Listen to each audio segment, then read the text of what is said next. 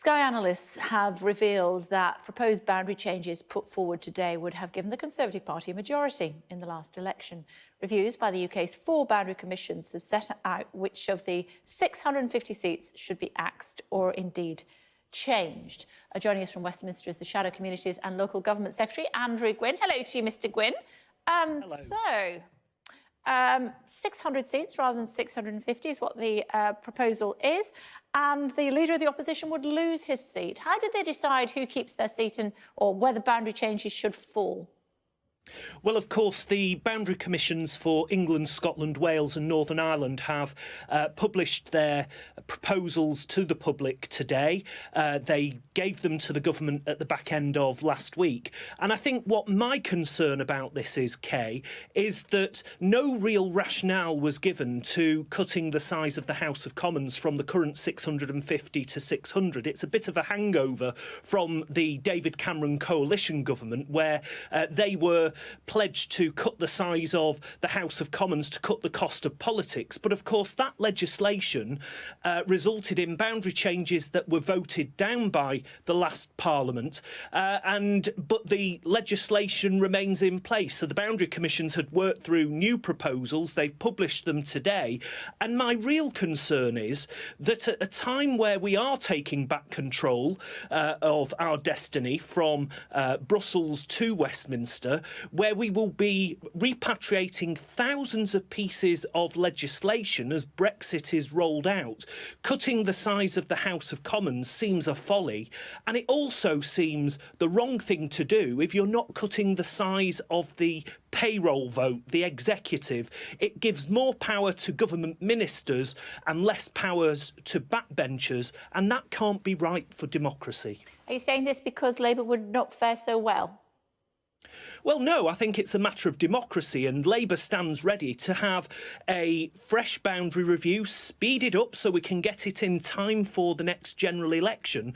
But of course, how can it be right if we are cutting the size of the House of Commons but not cutting the payroll vote? How can it be right for any political party to have that dominant power in the House of Commons, for the government to have that domination against backbenchers of all political parties? So we stand ready to work with all the other political parties to make sure that we get fair boundary reviews going forwards. And of course, the other thing that people seem to be missing is that the electoral registers that have formed the basis of these boundary proposals submitted today exclude over 2 million people that have subsequently registered to vote. That big surge that we saw at the time of the EU referendum, that big surge that we saw at the time of the last general election is discounted. So already the boundary proposals that have been published today are chronically out of date. Let's have a fresh review, let's have a fair review, and let's not hand more power to ministers. If we're taking back control, it means giving power to backbench MPs of all political parties and none. Yeah, but if people can't be bothered to register to vote, then, you know, why the argument that presumably follows that if 2 million people couldn't be bothered to fill in a form, then it's their fault that they can't then have Go on. But the point is, Kay, they have registered to vote. It's just that the boundary changes that are the boundary changes that are published today are now chronically out of date, and nobody's given a rationale for 600 seats in the House of Commons. What we need now to do, because remember we're losing 87 members of the European Parliament, we need to focus on the task ahead of us, and that means no distractions on the House of Commons. It means getting the Brexit legislation right, holding the government to account, and making sure that we have good laws passed by the House of Commons. We can't do that with this power grab by ministers. So I implore all members of Parliament from every political party, all sides of the House of Commons, to join with us to make sure we get a fair and fresh review going forwards. It's only right for democracy. Yeah, but I'm sure many of my viewers watching you this afternoon would think, I don't want another 50 MPs. I'm very glad to see less of them.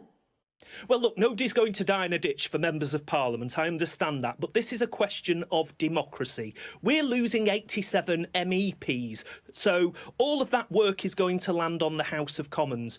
I want to make sure that constituents around the country are fairly represented. Members of Parliament with bigger seats will make them less representative, less accountable to their electorates.